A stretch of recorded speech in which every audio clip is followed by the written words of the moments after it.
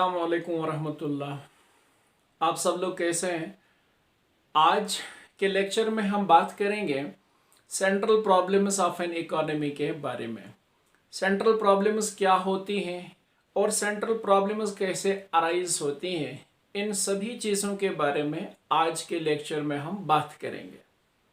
तो आज का हमारा जो टॉपिक है वो ये है central problems of an economy. यूँ तो आप सब लोग जानते हैं कि इकोनॉमिक्स में पूरी दुनिया को 3 क्लास ऑफ इकोनॉमीज में डिवाइड किया जाता है, या हम यूँ कह सकते हैं कि पूरी दुनिया में जितनी भी कंट्रीज़ हैं उन कंट्रीज़ को 3 ग्रुप्स में बांटा गया है।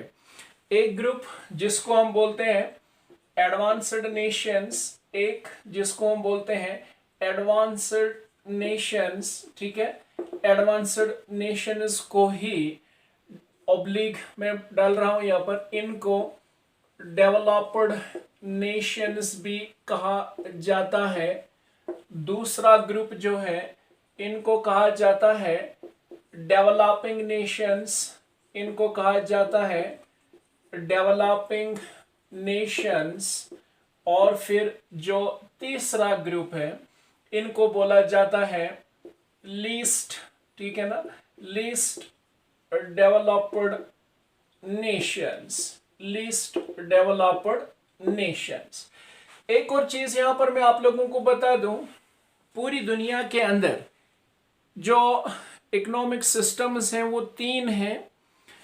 एक जिसको हम क्या बोलेंगे कैपिटलिज्म, एक सिस्टम जिसको हम क्या बोलेंगे capitalism, capitalism.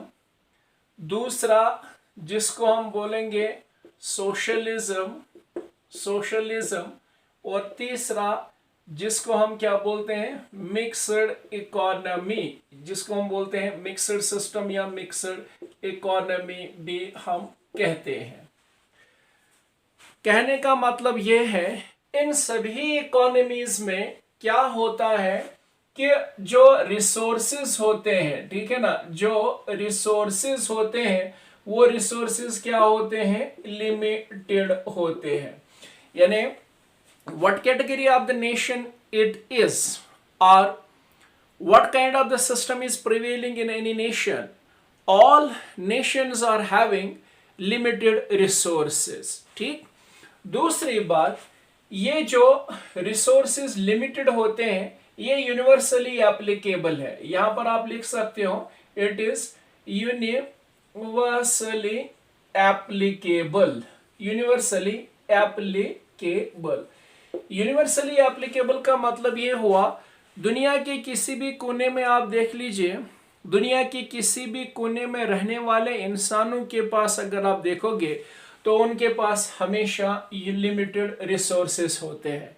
In limited resources को हम क्या कहते हैं स्कैर्सिटी ऑफ रिसोर्सेस भी इनके लिए हम टर्म इस्तेमाल करते हैं। क्या करते हैं scarcity of resources, scarcity of resources. तो ये यूनिवर्सली एप्लीकेबल है।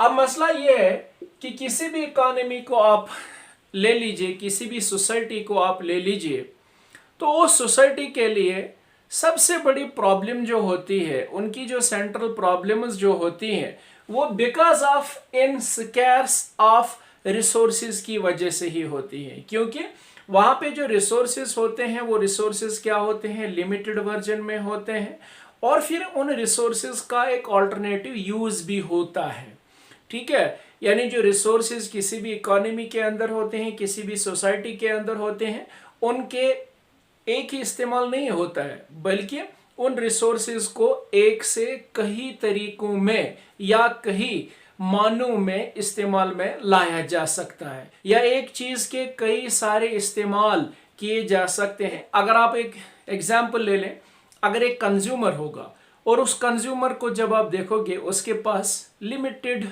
इनकम होगी, उसके पास लिमिटेड रिसोर्सेज होते हैं। इसी तरीके से जो एक इकोनॉमी होती है, जो एक सोसाइटी होती है, उस सोसाइटी के सामने भी, उस सोसाइटी के लिए भी लिमिटेड रिसोर्सेज होते हैं, और उन लिमिटेड रिसोर्सेज से वो इकोनॉमी वो सब कुछ प्रोड्यूस नहीं कर सकती जो उस इकोनॉमी के लिए ज़रूरतमंद चीज़ें होती हैं।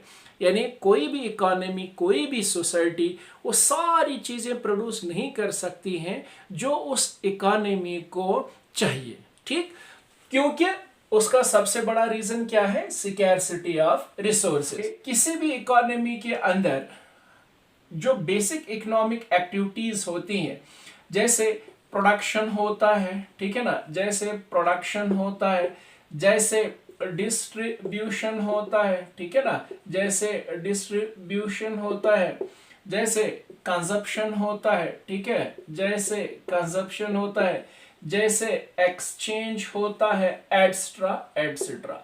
यानी किसी भी इकोनॉमी में जब आप देखोगे, किसी भी सोसाइटी में जब आप देखोगे, तो ये बेसिक इकोनॉमिक एक्टिविटीज हमेशा होती हैं और हर एक जगह पे होती हैं। इसलिए इकोनॉमी के पास जब लिमिटेड रिसोर्सेज होते हैं, तो उन लिमिटेड रिसोर्सेज से अगर इकोनॉमी दो चीज़ों को प्रोड्यूस करना चाहेगी या कई सारी चीज़ों को प्रोड्यूस करना चाहेगी, तो उसके लिए एक कंडीशन यूं बन जाती है।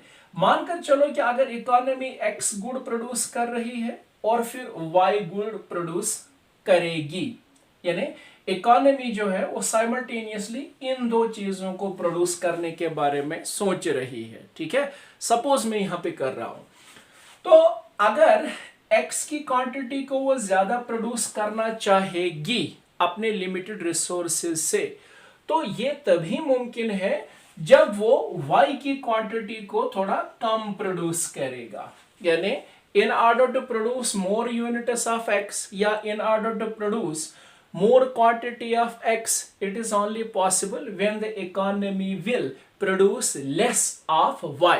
क्योंकि ज्यादा से ज्यादा रिसोर्सेज वो किस पे खर्च करेगी? x चीज के ऊपर बनाने में, और कम से कम बन पाएगा y, क्योंकि उसके पास लिमिटेड रिसोर्सेज होते हैं। ठीक, एक चीज यहां पर डिफाइन है, वो ये है कि दोनों में से किसी एक चीज की क्वांटिटी को अगर वो ज्यादा प्रोड्यूस करेंगे, तो जिसकी प्रोडक्शन वो ज्यादा करेंगे, दूसरे वाले गुड़ की प्रोडक्शन उनको कम करनी पड़ेगी, क्योंकि ज्यादा प्रोड्यूस करने वाले गुड़ पे उनको ज्यादा से ज्यादा रिसोर्सेज डाइवर्ट करने पड़ेंगे। तो मतलब ये जो स्कैर्सिटी ऑफ रिसोर्सेज हैं, और फिर इस स्कैर्सिटी ऑफ रिसोर्सेज से जो इकोनॉमी गुड्स बनाएगी, उसको क्या हम कहेंगे?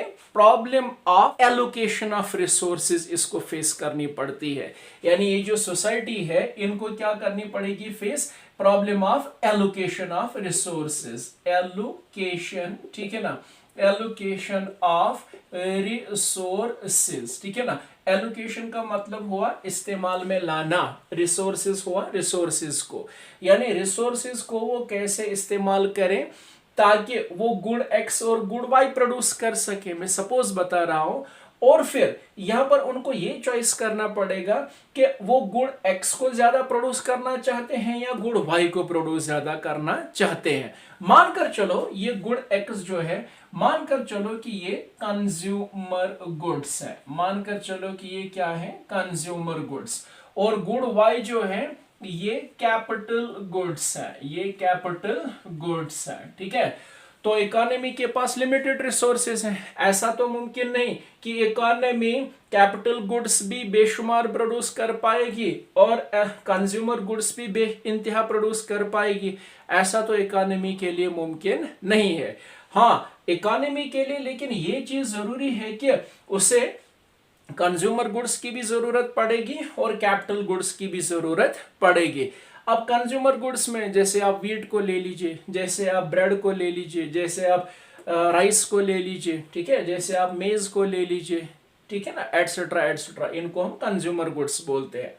तो कैपिटल गुड्स में जो मशीनरी होती है, जो इक्विपमेंट्स होते हैं एटसेट्रा, ठीक है ना, तो कैपिटल गुड्स भी एक इकोनॉमी के लिए ज़रूरी होते हैं प्रोड्यूस करना, और कंज्यूमर गुड्स भी ज़रूरत पड़ती है इकोनॉमी को प्रोड्यूस करने के लिए।